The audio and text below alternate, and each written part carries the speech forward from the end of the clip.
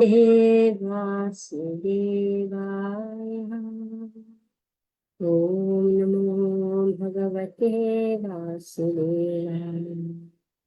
नारायणं नमस्कृत्य नरं चैव नरोत्तमं देवीं सरस्वतीं व्यासं ततो जयमुदीरये। नष्टप्रायेषु भद्रेषु नित्यं भागवतसेवया भगवती उत्तमा श्लोके भक्तिर्भवति नैष्टिकी। ॐ अज्ञानातिमिरस्य ज्ञानञ्जनशलाकया चक्षुरुन्मिलितं येन तस्मै श्रीगुरुवे नमः। श्रीचैतन्यमनोभीष्टं स्थापितं येन भूतले स्वयं रूपा कदा मह्यं ददाति स्वपदान्तिकम्। श्रीगुरून् वैष्णवंश्च श्रीरूपं साग्रजातं सहगण रघुनाथं विकम्पं सजीवम् साद्वैतं सावधूतं परिजनसहितं कृष्णचैतन्यदेवम् श्रीराधा कृष्णपदान् सहगण ललिता श्रीविशाखान्वितंश्च। हे कृष्ण करुणा सिन्धो दीनबन्धो जगत्पते रूपेश गोपिका कान्त राधा कान्त नमस्तुते। तप्त काञ्चन गौराङ्गी राधे वृन्दावनेश्वरी वृषभानुसुते देवी प्रणमामि हरिप्रिये। वाञ्छकल्पतरुभ्यश्च कृपा सिन्धुभ्येव च पतितानां पावनेभ्यो वैष्णवेभ्यो नमो नमः। जय श्री कृष्ण चैतन्य प्रभु नित्यानंद श्री अद्वैत गदाधर श्रीवासदि गौरभक्तवृंद। हरे कृष्ण कृष्ण कृष्ण हरे हरे हरे राम राम राम हरे।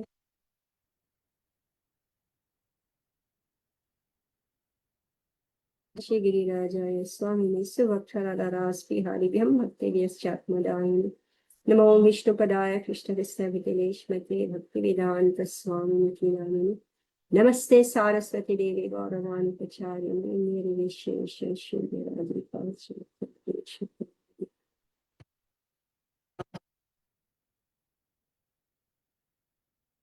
श्री गुरु दीनतारिणे।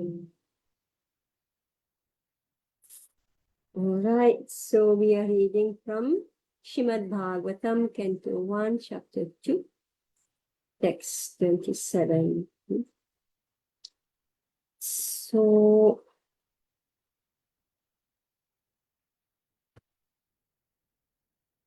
this divinity and divine service. So in text 26, I'll read it again. Those who are serious about liberation are certainly non-envious, and they respect all, yet they reject the horrible and ghastly forms of the demigods and worship only the all-blissful forms of Lord Vishnu in his plenary portions. So Prabhupada gave a elaborates on this and tell us about the three categories of people: those who are in goodness, passion, and ignorance, and who they worship. So, like we just saw that those in ignorance, they worship Kala Bhairav, Smashan Bhairav, Shani, Mahakalin, Chani, etc., etc. Now, let's see. So that was...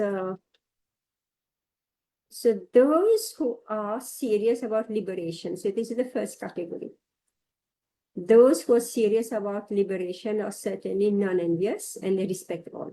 Yet, they reject the horrible and ghastly forms of the demigods and worship only the all blissful forms of Lord Vishnu and his plenary portions. So,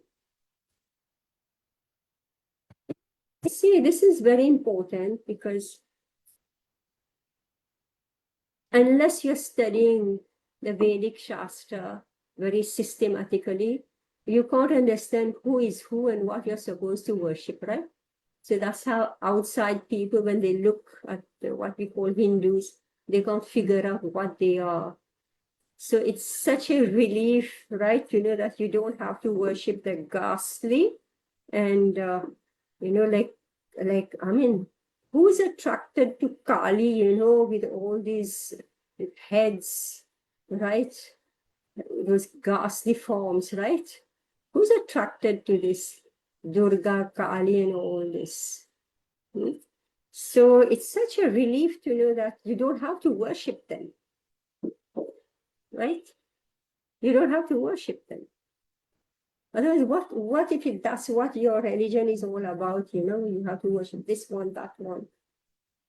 So Prabhupada is very systematically,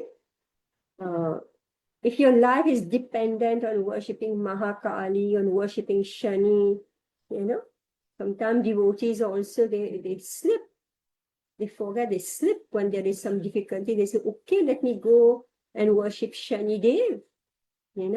When you're suffering, you think that maybe I should go and worship Shani Dev. And here Prabhupada is saying, no. These demigods are worshipped mostly by those who are in the lowest categories of the mode of darkness or ignorance.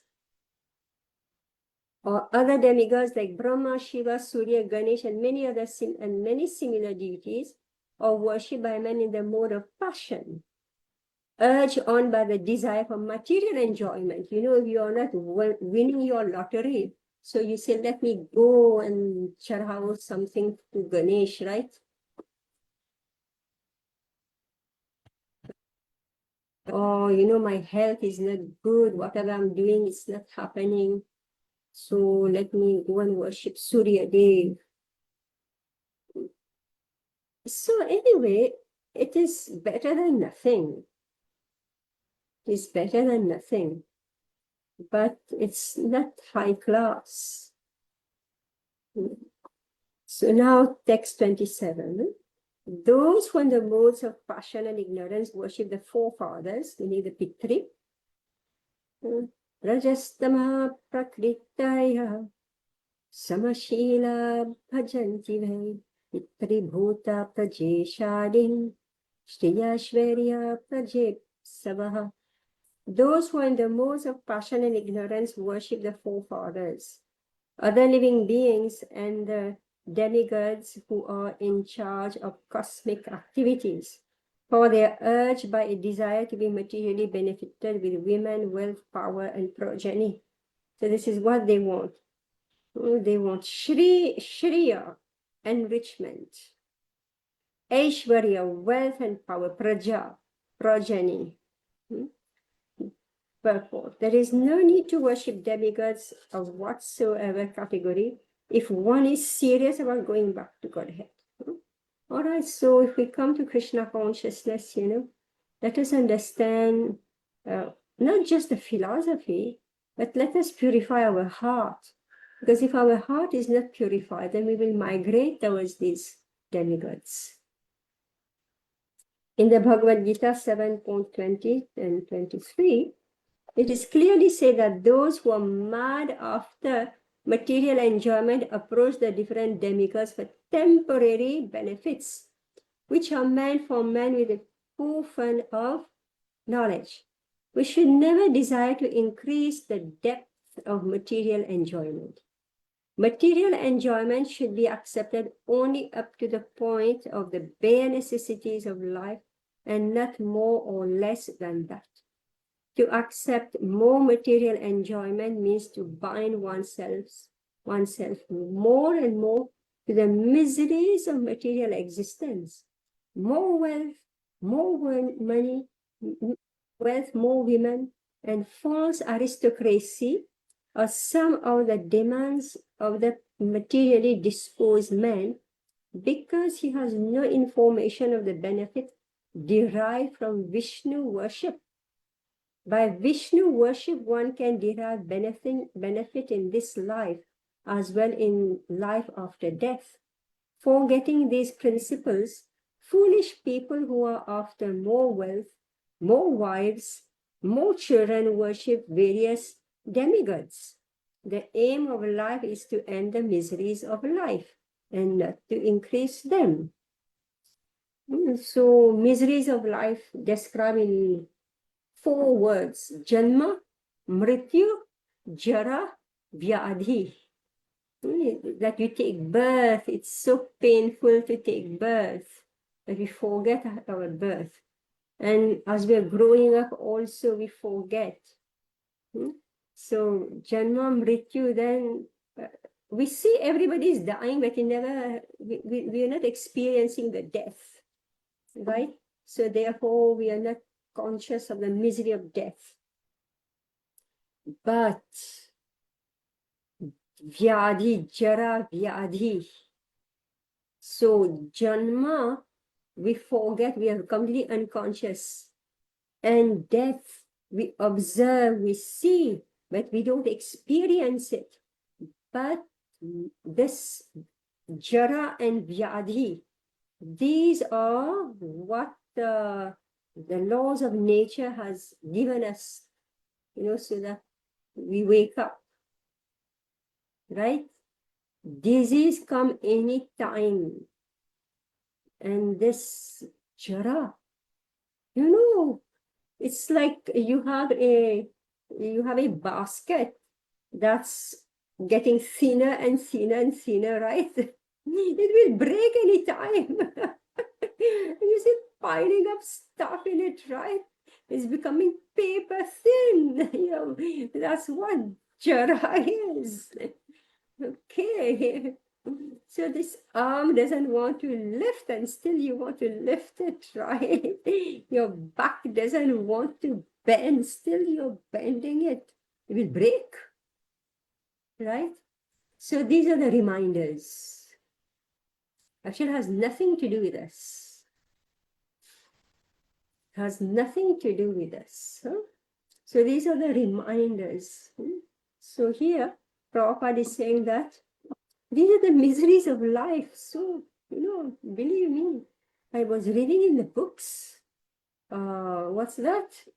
Adhyatmik, Adhibautik, Adhidevic Klesh, right? We learn, we make students write essays and, answer exam. What are the miseries of life? Adhyatmik, Adhidevic, Adhibautik. So now, Krishna is making us go through life. And now, personally, I'm understanding the meaning of these three. Adhyatmic meaning when your body is troubling you and your mind is troubling you unnecessarily. And this material enjoyment make people cannot be satisfied with what they have. They have sufficient, they have everything. Instead of being satisfied and say, yes, I have, by God's grace, I have enough. Let me study Shastra, let me do for others. No. So this spirit of material enjoyment make me want more and more and more. And I'm ready to fight and break all relationship for the sake of more and more and more.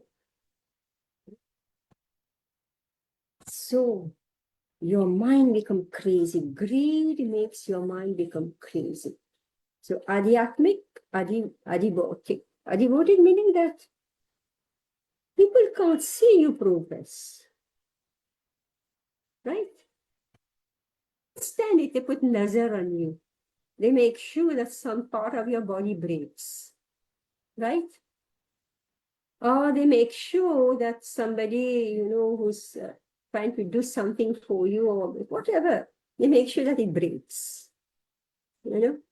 It's amazing, like people are so, unpredictable in their mind, like, but quite innocently, like let's say in marriages, like you're arranging marriages, right? Something happening like that. Somebody will come and cut it, right? Somebody comes and cut it. It's called, so envy, the envious, right? So adhibautik klesh, I'm just telling you everyday life, right? And innocently, I didn't know all these things happen, So adhibautik klesh, adhidevik, you don't know what's going on, right? It's too cold there in UK. It's super cold, right? And you don't know when it's going to be too hot. Like you can't bear it. And then we find, wrong time, it's raining, It's creating so much disaster everywhere, right? So material nature, and of course this adiabatic is all those walls. This is adiabatic. So all this is going on to make us aware that we don't need to go through all this. So this verse 26, those who are serious about liberation are certainly non-envious and they respect all. We appreciate this word now I've just described, right? Anasuyaha, anasuyavaha, non-envious. Sometime a girl's name is Anasuya, right? Anasuya, meaning somebody who has no envy towards others. Anasuya, this is the meaning. So devotees, they are Anasuya. They are not envious of others, so therefore they don't create disturbance for others. So here Prabhupada is explaining, he's saying that there is no need to worship demigods of whatsoever category if one is serious about going back to God. So those who want to enjoy this world, they forget about the miseries of life and they just ignore it, and then suddenly it's upon them. So for material enjoyment, there is no need to approach the demigods. The demigods are but servants of the Lord. As such, they are duty bound to supply necessities of life in the form of water, light, air, etc. One should work hard and worship the Supreme Lord by the fruits of one's hard labor for existence, and that should be the motto of life. One should be careful to execute occupational service with faith in God in the proper way, and that will lead one gradually on the progressive march back to Godhead. Okay, now ask question on this paragraph, what Prabhupada has said.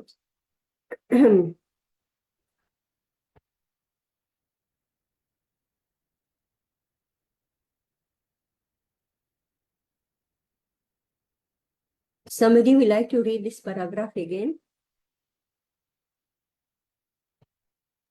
May I, Mataji? Okay, all right. Hare Krishna. For material enjoyment, there is no need to approach the demigods. The demigods are but servants of the Lord.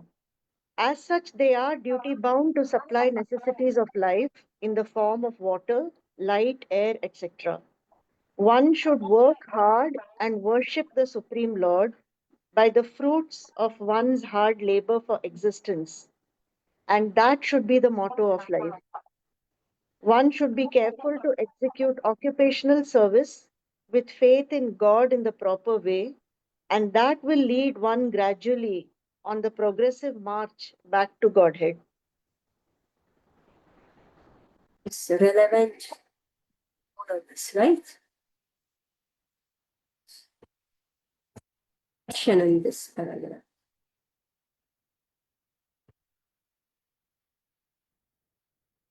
Yeah, what's our question on this paragraph? Prabhupada is giving a very clear instruction and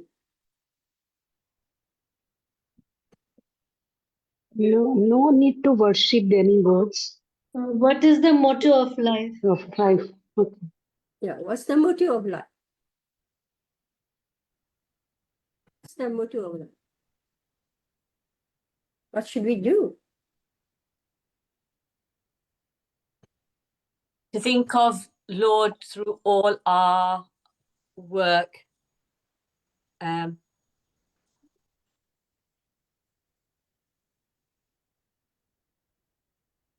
think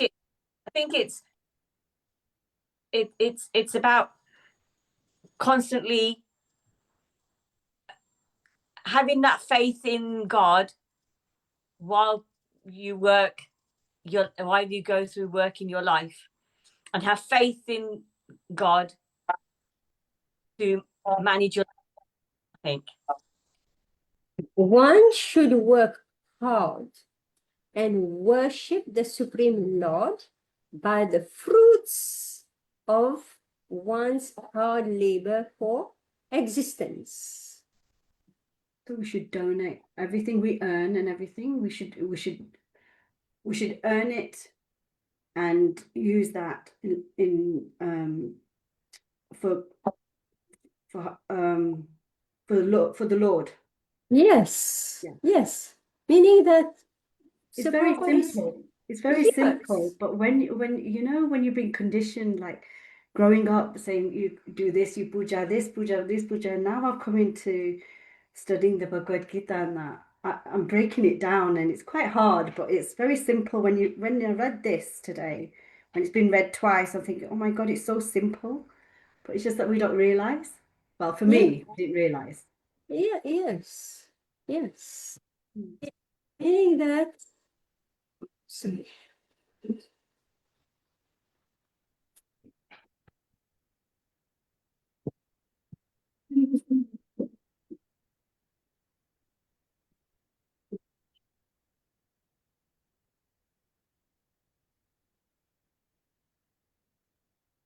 Yeah, here, so first thing Prabhupada is saying that, oops, what happened?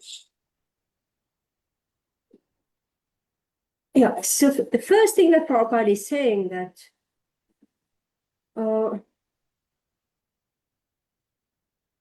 the devas, they are duty bound to feed us, right?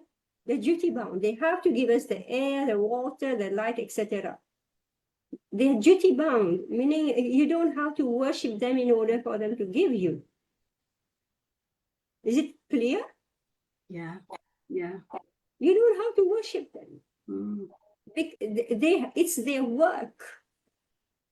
They must give. Right? Even the poorest of poorest still has some water, some air to breathe, some food to eat. If they didn't have food to eat, they will die on the spot. But the poorest of the poorest, they still have, they can live for 100 years. Maybe I've said it before. This one, in great sympathy,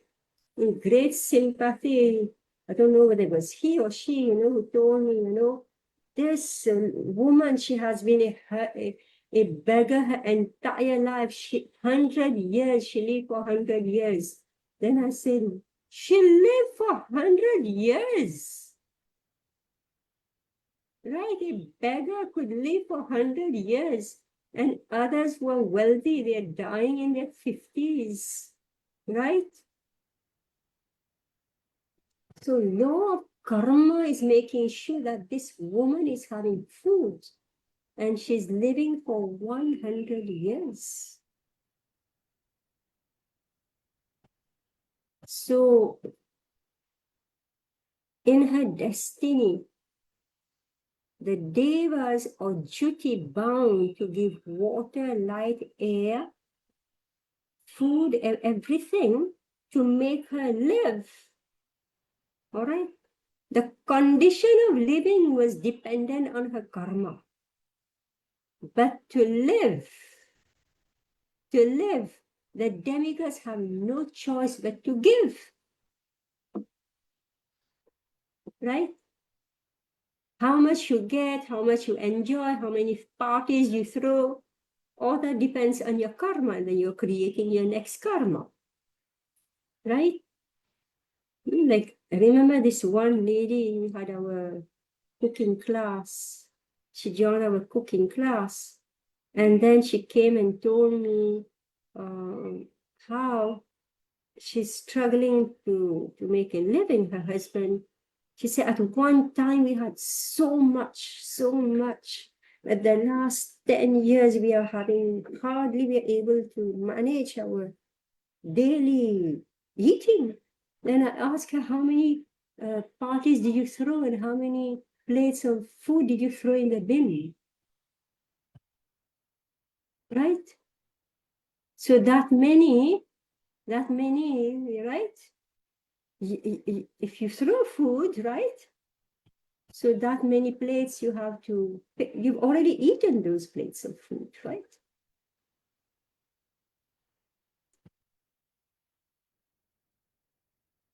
And you know, and how many people did you refuse to feed?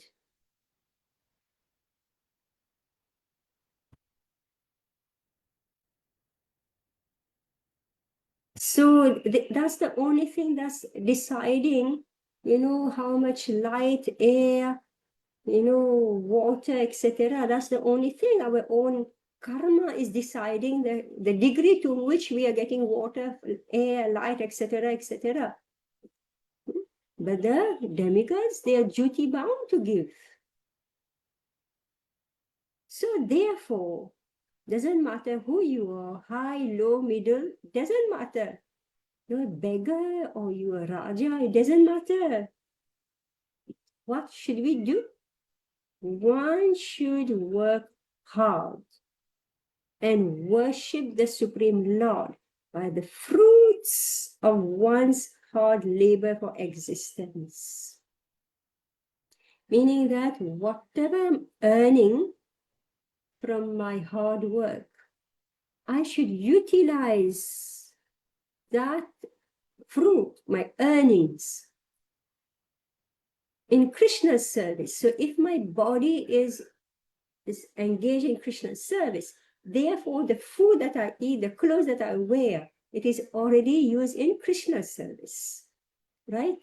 If I have children, I have dependents, right? So if I'm maintaining them and I'm doing my best to make them remember Krishna, right? So therefore, I am worshipping Vishnu. And naturally, our earning, there has to be an automatic investment in donation. However much you're earning, there has to be an automatic investment in straight donation. And of course, we don't say donate here and there, we say donate so that people can remember Krishna. What's the use? You just go and buy medicine for some man, cure him, and then you go out smoking again and drinking again. So no use. So therefore, our earnings should go, donation should go, whether it is distribution of prasadam, whether it is distribution of books, where festivals are happening, satsang, you can have satsang in your own home. Keep that budget always to invite friends, right? Invite friends and distribute prasadam. It's not that you always have to go and donate in a temple, no. So if you're not able to do it in your own home, in your own communities, then you can go and you say, all right, let me just put it in the temple. Like we're having book, ISKCON has providing so much facility. Prasadam, the cows, the books, specifically books. Just heard this morning, Prabhupada was enumerating, the different ways by which we can serve Krishna. And he mentioned prasadam. And then he says, specifically books. Why? Books mean knowledge. Right? So one should be careful to execute occupational service with faith in God in the proper way. And that will lead one gradually on the progressive march back to Godhead. Lord Shri Krishna, when he was personally present at Brajadham, stopped the worship of the demigod Indra and advised the residents of Braj to worship by their business and to have faith in God. So you are Gwal. So what should you do? You should take care of the cows. And they worship Govardhan, right? They honored Govardhan and do their business, to worship by their business and to have faith in God. Worshipping the multi-demigod for material gain is practically a perversity of religion. Just see what Prabhupada is saying. This sort of religious activity has been condemned in the very beginning of Bhagavatam as Kaitava Dharma. There is only one religion in the world to be followed by one and all. Religion that teaches one to worship the Supreme Person Godhead and no one else. You know, I hope of this. Shouldn't go back and take shelter of the demigods. We shouldn't do this. Once we have given up worshipping other demigods and we have accepted Krishna, we shouldn't go back. It's not nice. It's not nice at all.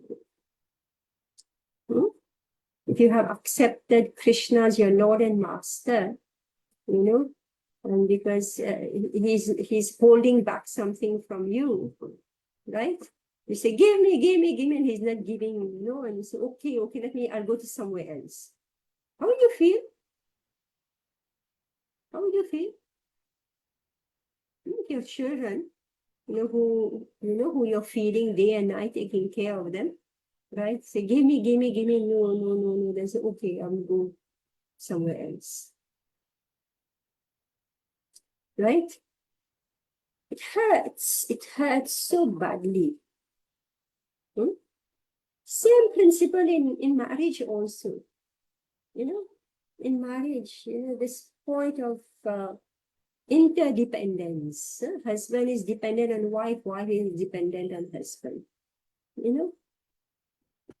Should be a very proper dynamic that they need each other. Like so many years back, this boy, I'm not going to get married. I'm learning how to cook and I'm learning how to wash clothes. I don't need to get married. And he didn't marry.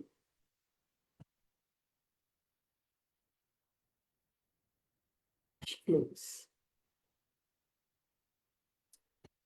And similarly, the women say, I don't want a husband.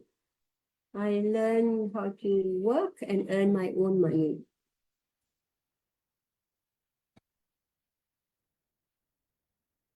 My own money. I don't need to depend on anybody else.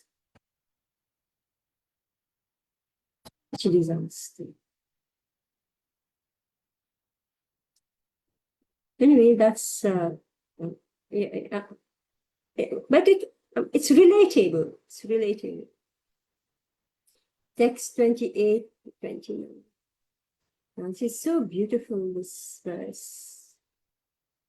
Vasudeva Paraveda, Vasudeva Paramapaha, Vasudeva Parayoga, Vasudeva Parapriyaha, Vasudeva Param Jnanam, Vasudeva Param Tapaha, Vasudeva Paro Dharmo, Vasudeva Paragatihi. In the revealed scriptures, the ultimate object of knowledge is Sri Krishna, the personality of Godhead. Vasudeva Para Veda. In the revealed scripture, the ultimate object of knowledge is Sri Krishna, the personality Godhead, that is Vasudeva. The purpose of performing sacrifice, Vasudeva Para Makaha. The purpose of performing sacrifice is to please him. Vasudeva Para Yoga. Yoga is for realizing him. Vasudeva Para Kriyaha. All fruitive activities are ultimately rewarded by him only. Vasudeva Param Jnanam. His supreme knowledge. Vasudeva Param Tapaha. And all severe austerities are performed to know him. Vasudeva Paro Dharmo. Religion is dharma, is rendering loving service unto him. Vasudeva Paragatihi is the supreme goal of life. You love this verse? Right? It's such a lovely verse. And this verse will come again in other places. Purport. Oh my God, this is a super long purport. Accept it. That Shri Krishna, the Supreme Personality of Godhead, is the only object of worship is confirmed in these two shlokas. In the Vedic literature, there is the same objective, establishing one's relationship and ultimately reviving our lost loving service unto Him. That is the sum and substance of the Vedas. In the Bhagavad Gita, the same theory is confirmed by the Lord in His own words. The ultimate purpose of the Vedas is to know Him only.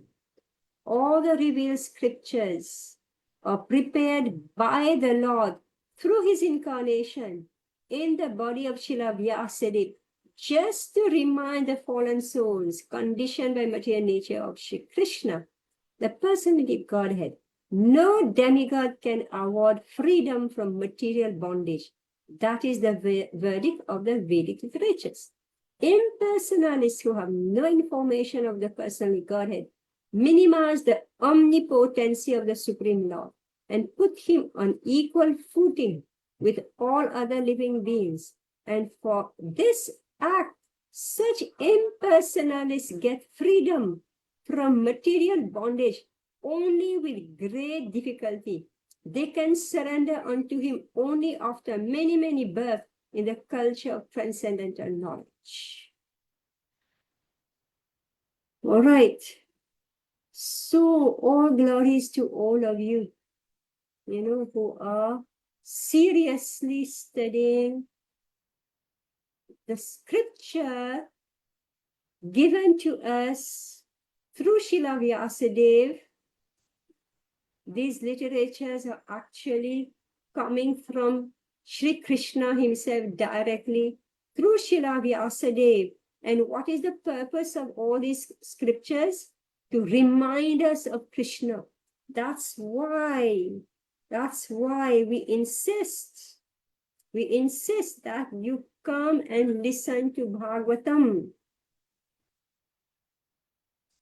Right?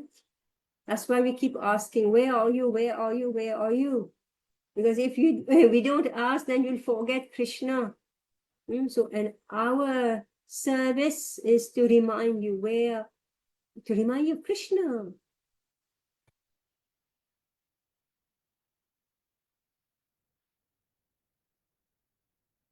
Personalists. The impersonalists, they have a big problem. What do? They take the Jiva and Narayana and Vasudeva, they say they're one and the same. It's a big problem. The part becomes the whole. Like you're a part, but when you merge in the whole, you become the whole. So this is quite an uncomfortable situation. If you a screw in a machine, suddenly you see, I'm the machine, I'm the total machine, right? So I cannot perform the function of the different parts of the machine, right? So it's quite an incongruous situation. Therefore, the jiva who's trying to think that he's the whole is in big difficulty. So Prabhupada says, finally, when that jiva surrenders, okay, like we're so independent, we think I can do everything by myself, I can organize everything by myself. I don't need anybody, I can surpass everybody. And when you fail, then you say, Krishna, what do you want?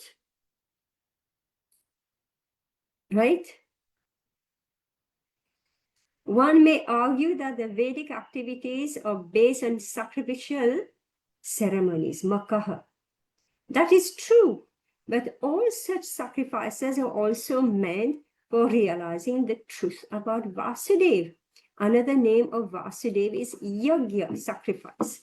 And in the Bhagavad Gita, it is clearly stated that all sacrifices and all activities are to be conducted for the satisfaction of yajna, of Vishnu, the personality of Godhead. This is the case also with the yoga system. Yoga means to get into touch with the Supreme Lord. The process, however, includes several bodily features such as asanas, dhyana, pranayam, and meditation. And all of them are meant for concentrating upon the localized aspect of Vasudeva, represented as Paramatma. Paramatma realization is but partial realization of Vasudeva. And if one is successful in that attempt, one realizes Vasudeva in full. But by ill luck, most yogis are stranded by the powers of mysticism achieved through the bodily process. Ill-fated yogis are given a chance in the next birth by being placed in the families of good learned brahmanas or in the families of rich merchants in order to execute the unfinished task of Vasudeva realization. If such fortunate brahmanas and sons of the rich men properly utilize the chance, they can easily realize Vasudeva by good association with saintly persons. Unfortunately, such preferred persons are captivated again by material wealth and honor, and thus they practically forget the aim of life.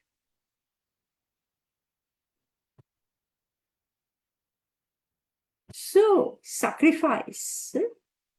Prabhupada speaking makaha, sacrifice. So, the sacrificial ceremonies that we are doing, yajna that we are doing, it has a purpose. It is meant to satisfy Vishnu. So if I do a yajna and I want to satisfy some demigod, what's the use? What's the use? I spend so much money, so much time, right? To, just for material gain, right? So here, Srimad Bhagavatam is saying, if you have to do any yajna, you do it for the satisfaction of Vishnu. Yoga also, so much time, you have to master all those asanas, your pranayam has to be proper, and then your dhyana keeps on moving, right? Attention keeps on moving, right? You have to capture the mind, you have to focus it on Krishna, on Vasudeva Paramatma, right? But Prabhupada is saying, unfortunately, when you are doing all those yogic exercises, there is a byproduct. What is that byproduct? You get Ashta Siddhis. All right?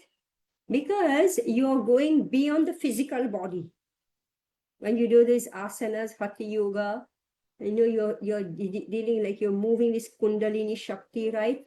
So as it moves up and up, so it dissociates your gross body, make it more and more subtle, so you're able to do more subtle activities, right?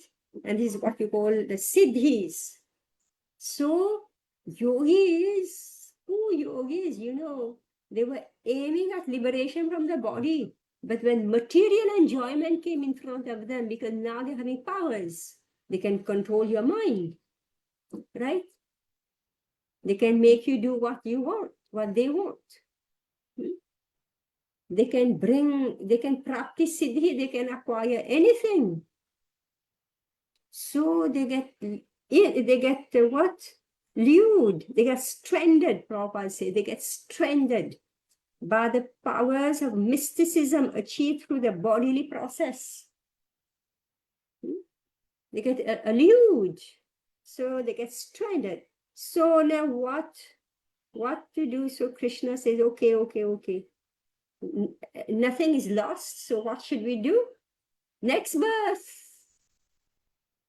birth, so you can, if you are very advanced, this is all Bhagavad Gita, I hope all of you are reading Bhagavad Gita. Prabhupada is quoting from chapter 4, chapter 3, and here chapter 6 from Bhagavad Gita. So Prabhupada is saying that these yogis, fallen yogis, so what happened? they take birth in good learned brahmanas. This is best, right? If you take birth in good learned brahmanas. But what happens, like I just was hearing Bhakti Rasamrita Maharaj lectures. So he's saying that now you know how the temples are being neglected everywhere. Why? Because if you're a brahmana, then nobody will marry you, right? You're not earning much, right? So therefore you say, I can't get a proper girl because there are no brahmanis, right? Brahmana, you're born in good Brahmana, but there are no Brahmanis. Then the fathers are no more Brahmana. They're afraid. How will this poor poverty-stricken Brahmana, how will he earn? Right? So what do? They make all the Brahmanas become technicians. They make them become engineers. Right? Right? And then they're captured by the West because they have the brain. They're Brahmanas. They have brain, so they know, right? How to deal with figures and computers and all your mobile phone. These are all produced by Brahmanas, right? So the good learned Brahmana in Kali Yuga falls down and become technicians, right? So, or the families of rich men. I'm not joking, like I actually heard, maybe, Gauranga Das Prabhu, Gauranga, right? We know him, everybody knows him, very famous. He told his own story. He was, now he's guiding all types of management, etc. in GBC, right? So he told his own story. He's from a family of Brahmanas from South India. He said he and his cousin had nothing to do with temples, right? They're all highly educated IIT boys, right? And they had nothing to do with temples until they got Prabhupada's books and understood the value of that knowledge.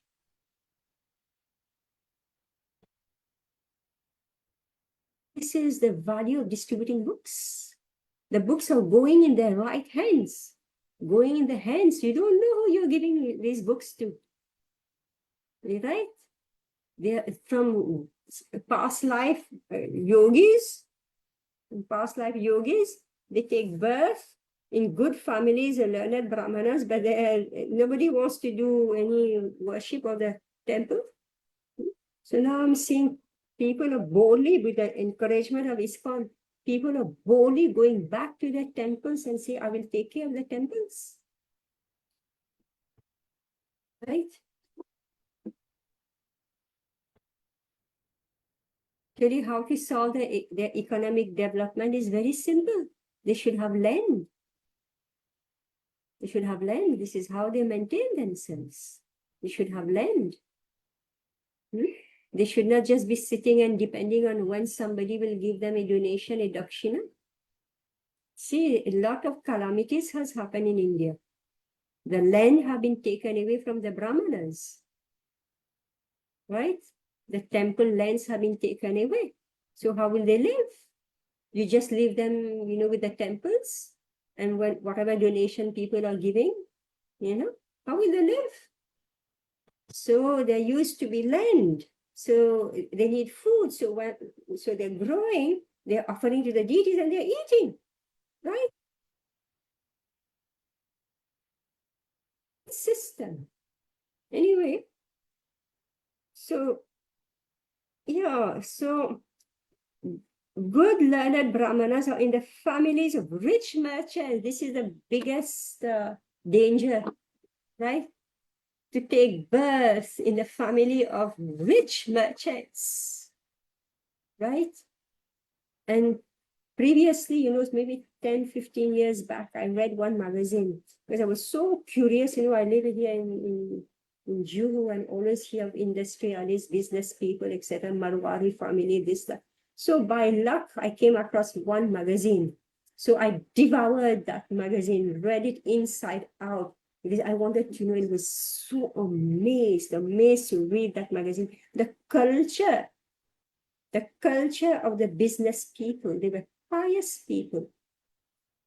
They're actually pious people who had this understanding of interdependence. It was not only about competition. It was about working hard, doing your best, and then fifth factor is Devam. They're dependent on the Supreme Lord. Fifth factor. But now they're being taught how to just kill one another, compete and kill one another, right? So therefore, these sons of rich men, what may happen to them? They fall down. They fall down. So therefore,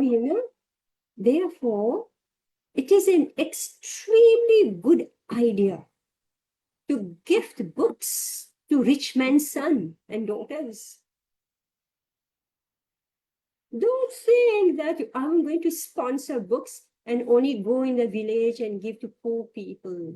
Yes, you do this.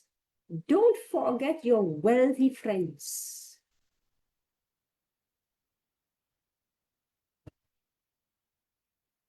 Because they're right candidates.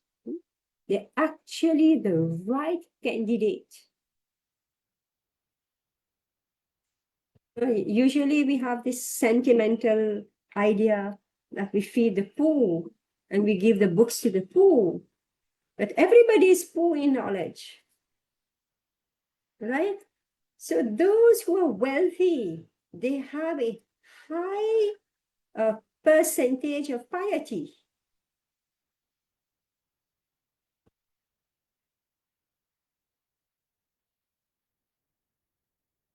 Very high percentage of piety. So they're proud, right? They're proud people. So therefore you have to make friends with them and give them a gift, a book.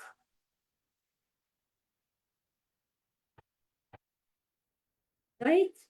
And you pack some nice prasadam. Give them a nice packet of prasadam.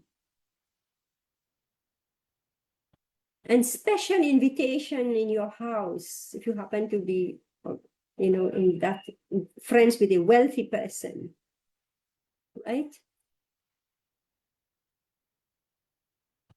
Your attention also towards those who are wealthy. They are the right candidates.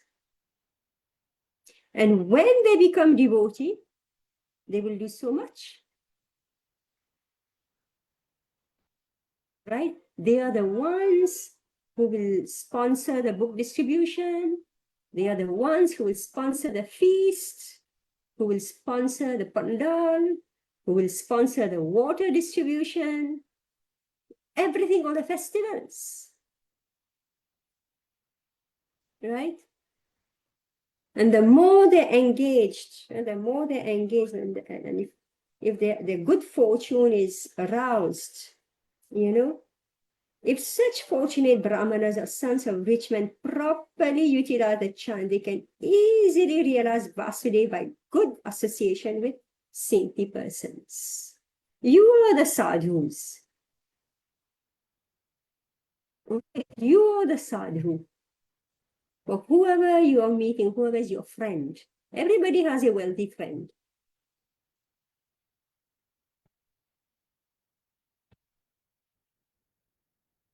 Don't think that saintly association means only, some sannyasi or some brahmachari or some whatever.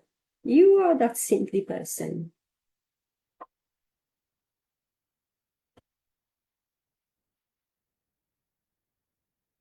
This is very heavy, isn't it? Right, so I think we'll stop here and we'll continue this analysis, because if I go into another one, I get excited, And I will take 1 hour. I don't know what I'll find and what suddenly will pop up in my memory.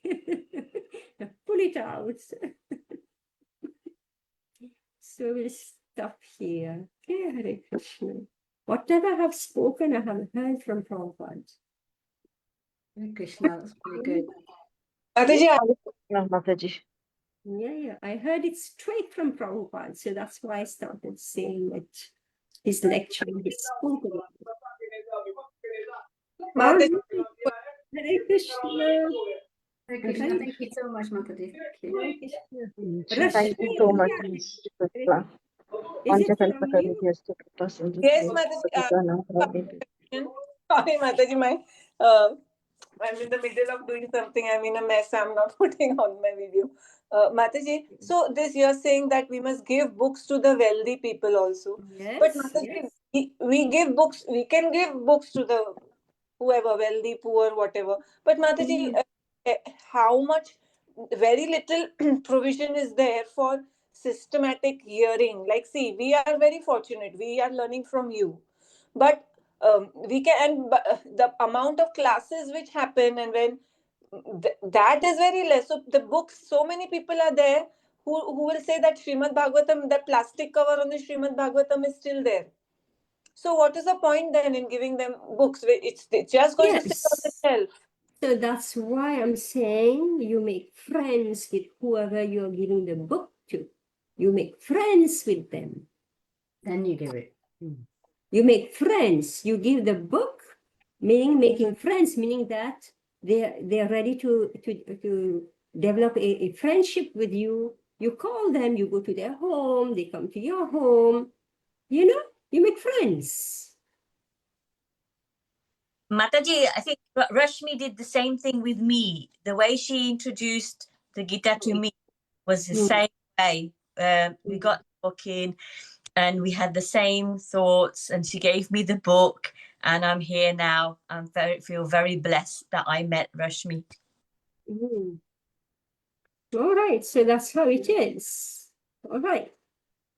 Whereas for me, my sister gave me the Gita, but she gave me a while ago, and it sat on the shelf. I didn't read it. Then one day I just started picking it up, and I found it very heavy. I just couldn't understand it. And then I don't know. And then one day my sister told me, said that she's doing these classes. She goes, "Would you like to learn? Would you like to join?" I said, "Yes," because I said, "I've got the book. I don't understand it. I need guidance." And that's how I joined Rashmi's class, through my sister. And ever since then, I've been so grateful. I haven't looked back. And then got introduced to Srimad Bhagavatam as well. So, yeah.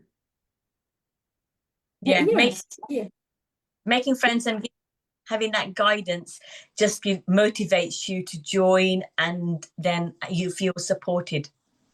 But also, I also feel that I was asking as well in my prayers. I was asking that I want to know, I wanted to go deeper, and I want to know the truth. What is the truth? Why am I here? What am I meant to be doing? Is asking all these questions, and then slowly you get your answers. Balaji, that's Ashwini, right? Your friend, right? Yes, Mataji. Ashwini gave me beads in the year 1996, and they sat in my drawer for 11 years. And then one day, and this was in New York, she visited me in New York, and she gave me beads in a bead bag. And then one day I was invited to Krishna Janmashtami festival, and I was going through a very bad time.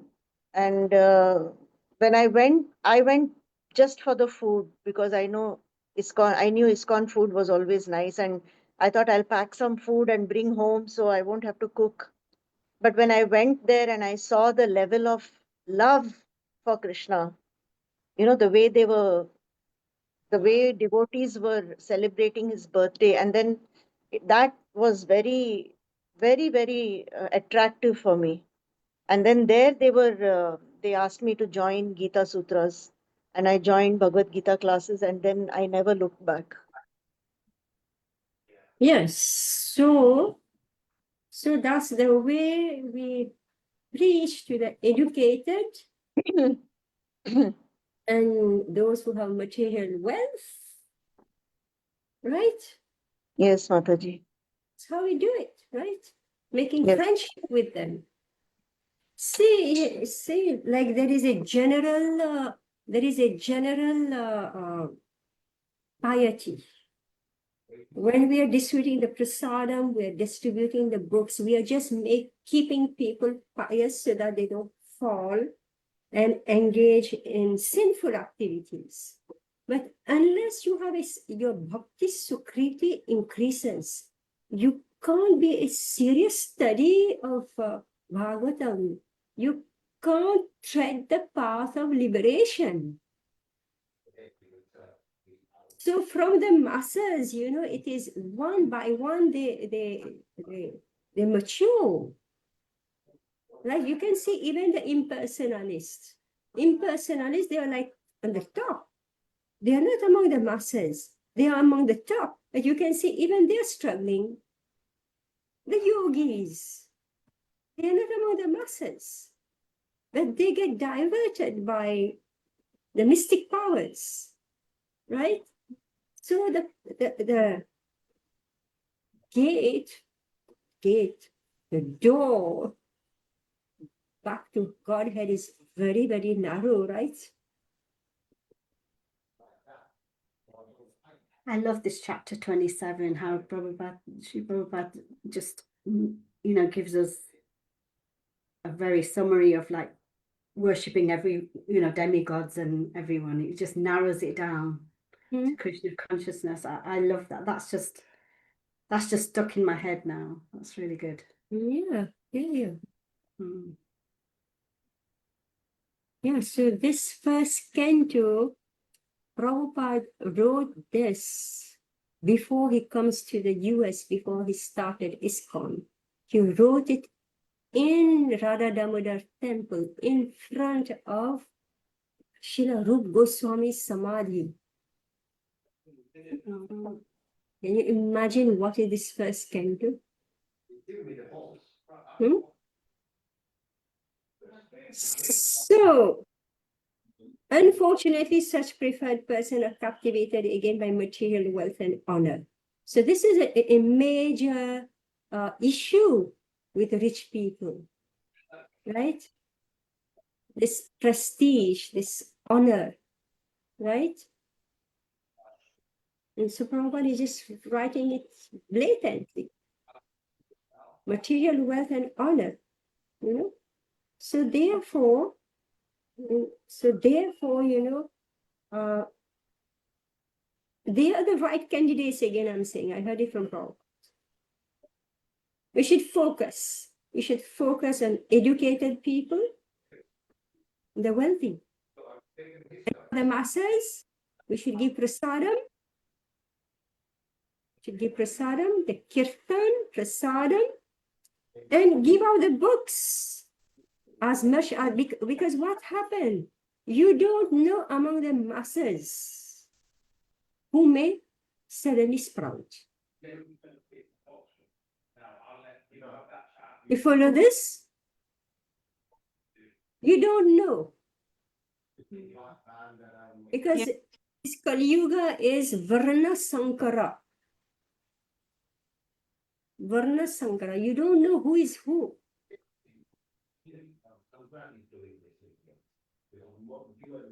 There has been a lot of damage that's been done throughout the world.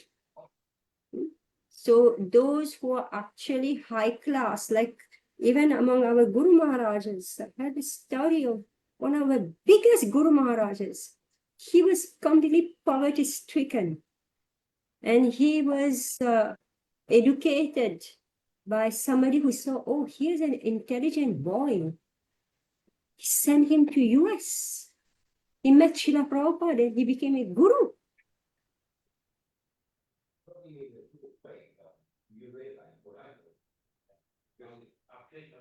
So that's why we do give out the books to everybody, because we don't know who is who.